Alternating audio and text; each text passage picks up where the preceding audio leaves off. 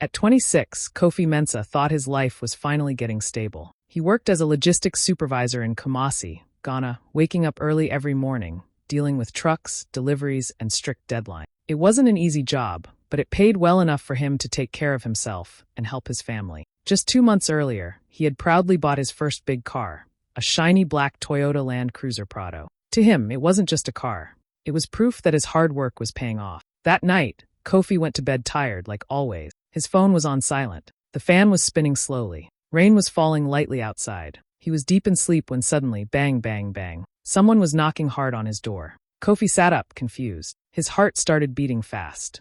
Who would come at 3 a.m.? Kofi. Open, please, a shaky voice cried. He recognized it immediately. It was his younger sister, Ajoa. He rushed to the door and opened it. Ajoa stood there barefoot, her eyes red, her face wet with tears. She looked scared and breathless. I'm sorry to wake you, she said quickly. I locked myself out. My phone died. I just need your car keys. Please. Just 10 minutes.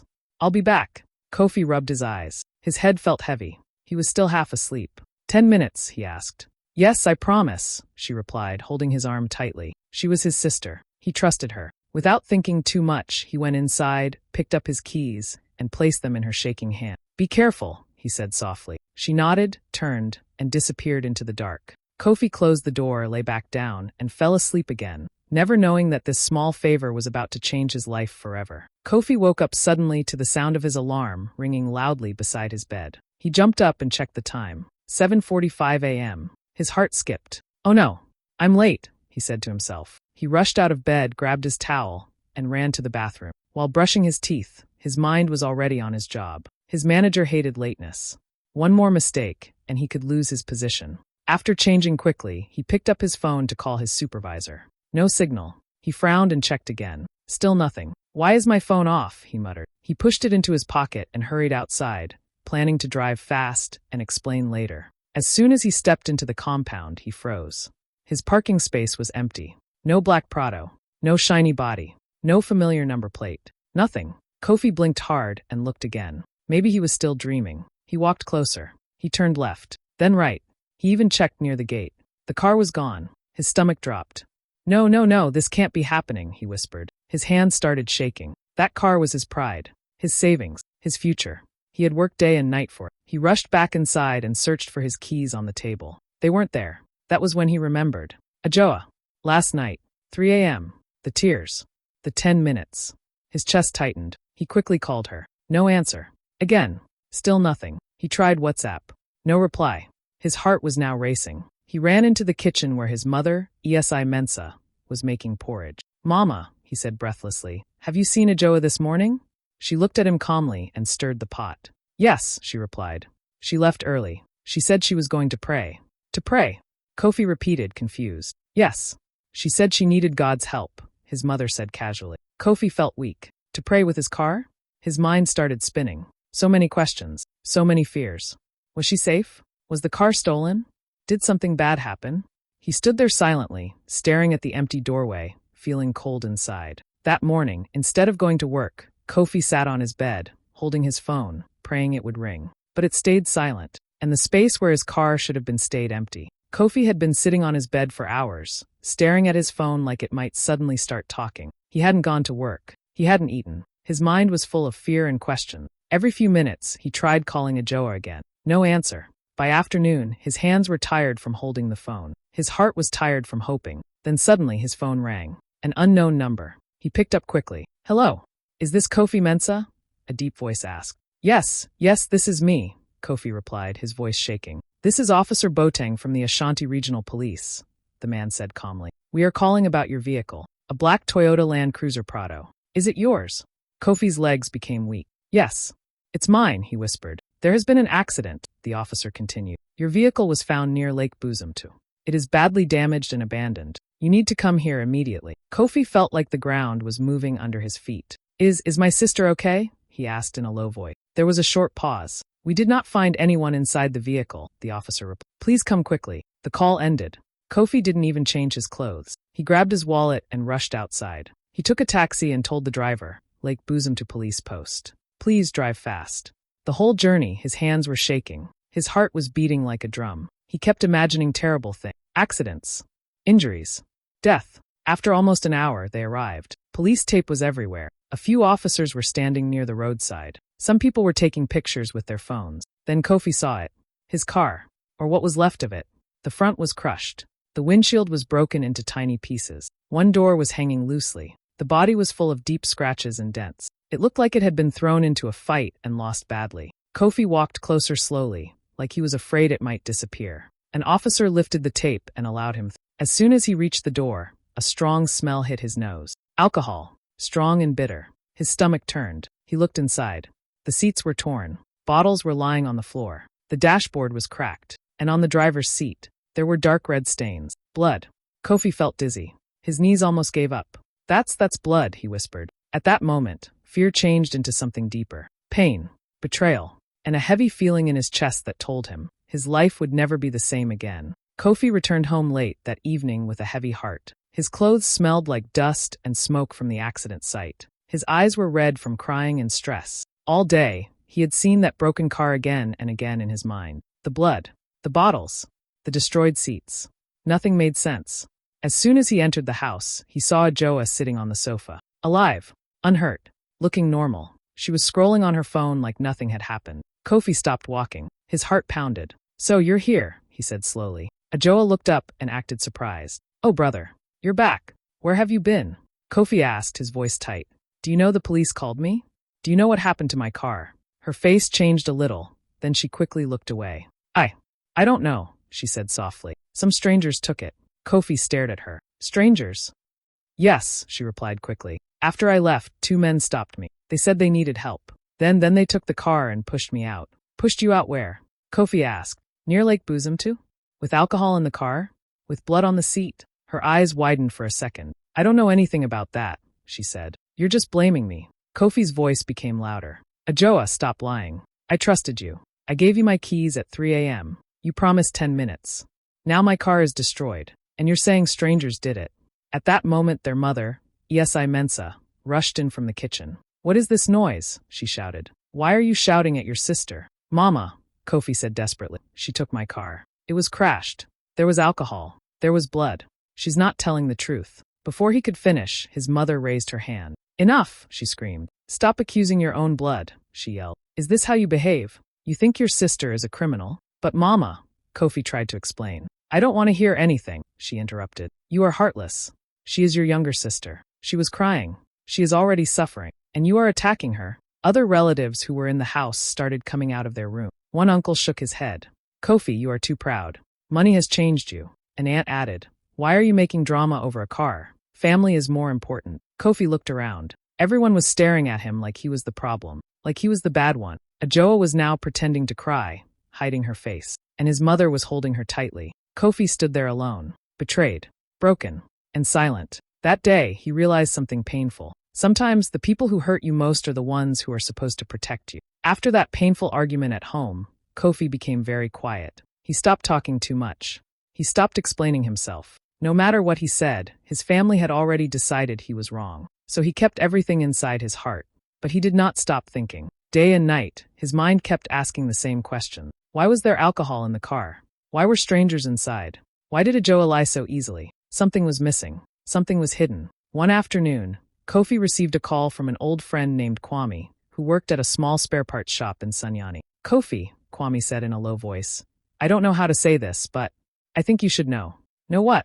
Kofi asked. I saw your sister here last month, Kwame continued. She came with 2 men.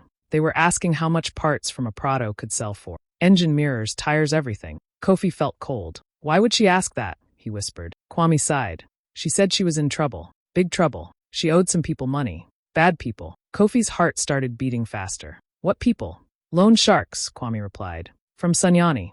Everyone fears them. If you don't pay, they threaten you. Sometimes they beat people. Sometimes worse. Kofi sat down slowly. His sister, mixed with loan sharks? Kwame continued. She borrowed a lot. For business, for parties, for phones, for clothes. She couldn't pay back. The interest became too big. After the call ended, Kofi held his phone tightly. Now things were becoming clear. The late-night knock. The crying. The rush for the keys. The strangers. The alcohol. It wasn't random. It was planned. That evening, Kofi secretly followed Ajoa when she left the house. He kept his distance. She entered a small cafe and sat with two rough-looking men. Their faces were hard. Their voices were angry. One of them slammed the table. Kofi watched from outside, his heart pounding. After some time, Ajoa rushed out looking scared. Later that night, he confronted her quietly. "Ajoa," he said, "how much do you owe them?" She froze.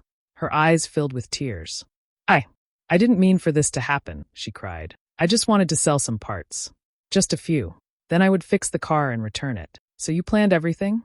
Kofi asked. She nodded slowly. "They were chasing us that night," she admitted. "We were drunk. We were scared. We were speeding. Then, I lost control." Kofi closed his eyes. The crash. The blood. The broken car. All because of hidden debt.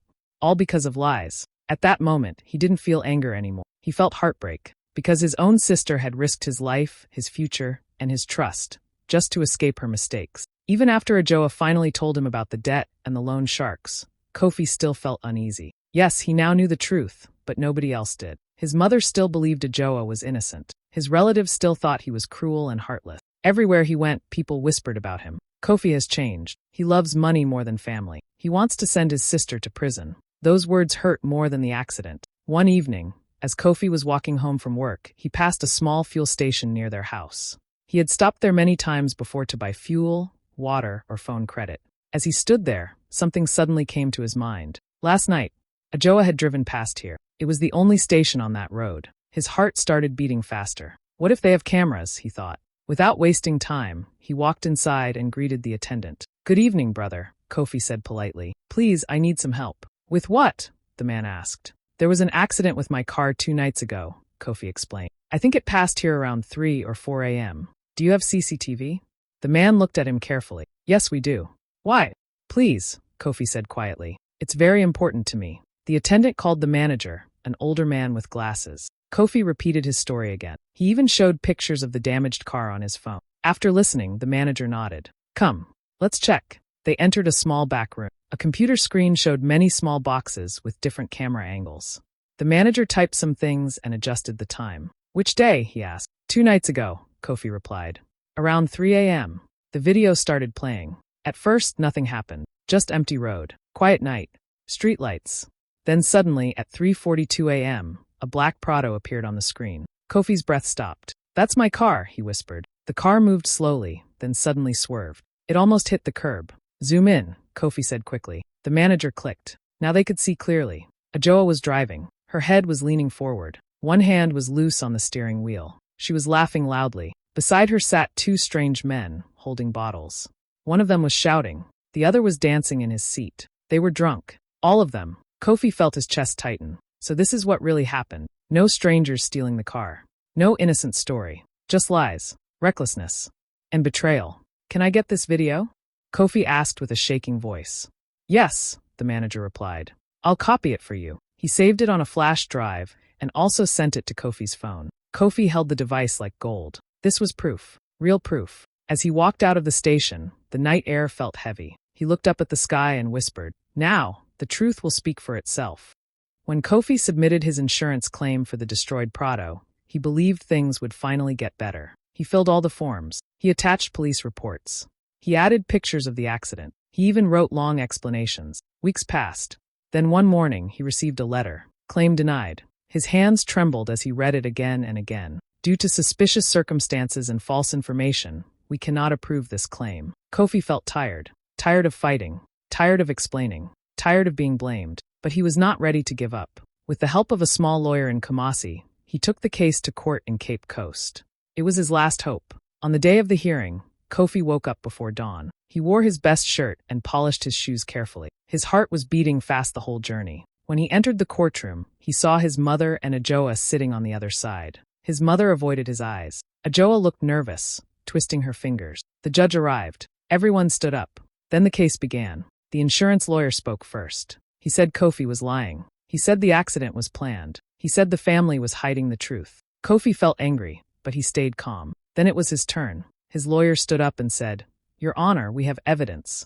Kofi slowly stood and walked to the front. His legs felt heavy. "Please play the video," the lawyer said. The screen was turned on. The courtroom became silent. The CCTV footage appeared. 3:42 a.m. A black Prado driving unsteadily. People leaned forward. Then Ajoa's face appeared clearly on the screen. Laughing. drunk, holding the steering wheel loosely. Two strange men beside her, waving bottles. A soft sound spread in the room. Ah! Oh! Yai! Kofi looked at his mother. Her face turned pale. Her mouth opened slightly. Her hands started shaking. No, this can't be, she whispered. Tears filled her eyes. She covered her face and began to cry loudly. My daughter, what have you done? She sobbed. Ajoa stared at the screen like she had seen a ghost. Her body started shaking. Suddenly, she stood up. I'm sorry, she cried. Then her legs gave way. She collapsed onto the floor. People rushed to help her. The judge banged his gavel. Order! Order in court! Kofi stood there frozen. He didn't feel happy. He didn't feel proud. He only felt pain. Pain that the truth had to come out like this. Pain that his own mother had to learn it in public. But at least now, everyone knew. He was not the villain. He was the victim. After the court hearing, things moved fast. The police charged Ajoa with reckless driving and fraud. She spent weeks in court, facing serious questions about her actions. Kofi stayed quiet through it all, letting the law take its course, even though every part of him burned with anger and betrayal. Meanwhile, the reality of her debts hit the family hard. Ajoa had borrowed so much from loan sharks and other lenders that the interest alone was enough to destroy their finance. Before long, the family's house, the same one Kofi had grown up in, was seized to pay off the debts. All those years of memories, of birthdays, Christmases, laughter in that living room, suddenly felt like they had been washed away in an instant. Kofi watched silently as movers came in to take the furniture. Boxes were packed. Walls that once felt safe now felt cold and empty. Relatives who had laughed at him, who called him selfish and overprotective, slowly disappeared. Those uncles and aunts who had criticized him for being strict with Ajoa, who had whispered that he was too harsh, were nowhere to be found. When Kofi went looking for them, they had excuses. Some said they were busy. Others never answered his calls. He realized how fragile family support could be when money and convenience were involved. Ajoa, meanwhile, was in court almost daily, crying, blaming herself, and occasionally looking at Kofi with a mix of fear and guilt. He didn't celebrate her downfall. He didn't gloat. What had been destroyed was bigger than her, bigger than him. It was the life they had all taken for granted. Standing in the empty house one evening, Kofi looked at the cracked walls and the empty shelves. The silence was heavy. He felt a strange mix of sadness, anger, and relief. He had lost a lot, his home, his comfort, the illusion of family loyalty, but he had gained clarity. He understood now who was truly there for him, and who was only around when it was convenient. And even as everything fell apart, he made a quiet promise to himself. He would rebuild. He would rise. And this time he would make sure nothing, or no one, could hold him back. After the dust settled from the court case, Kofi felt like a man standing on empty ground. His house was gone, his family fractured, and the SUV he had worked so hard for was destroyed. But he also felt something he hadn't felt in years: control over his own life. The compensation money from the insurance, though small compared to what he had lost, became the seed for something new. He started a small transport business in Kumasi. At first, it was just one van and one driver, himself. Every day, he woke up before sunrise checking routes, negotiating with clients, fixing schedules, and making sure deliveries ran on time. It was hard work, tougher than anything he had done before. Some days, he didn't sleep properly. Some days, he barely ate. But he had a fire in his chest, a determination to turn tragedy into triumph. Word began to spread.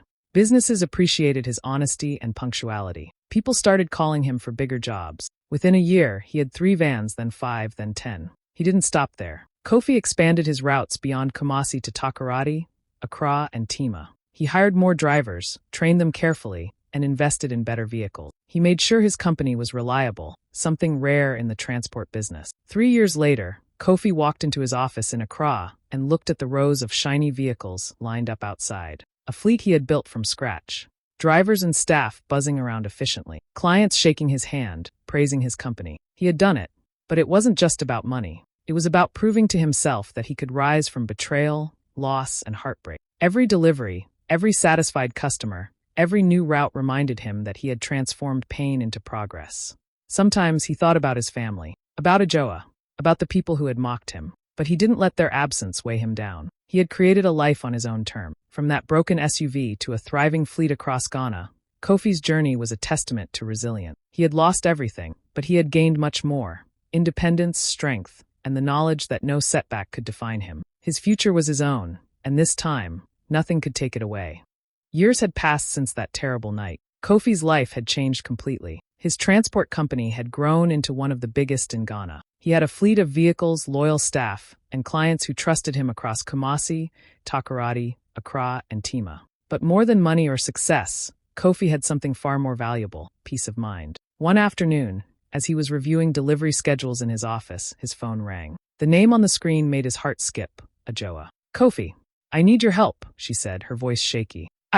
I messed up again. I don't have anyone else to turn to." For a moment, Kofi remembered all the pain, the lies, the crash, and the betrayal. He closed his eyes and took a deep breath. Anger bubbled inside him, but he didn't let it control him. He had learned something important over the years. Helping someone didn't mean letting them hurt you again. "Ajoa," he said calmly, "I will help you, but things will be different this time. You need to take responsibility. I'm not repeating the past." She promised she would. And slowly, over the next few weeks, he helped her get back on her feet, but always with clear boundaries. She had to make her own decisions, pay her debts, and rebuild her life responsibly. He didn't bail her out blindly like before. That evening, as he looked out at the sunset over Kumasi from his office, Kofi reflected quietly. "I lost a car, but I gained my voice. I gained my strength. I gained my future." He smiled to himself. He had learned that life could break you, or it could teach you. He had chosen to learn. And now, no matter what storms came his way, he knew he could survive and rise, even stronger than before.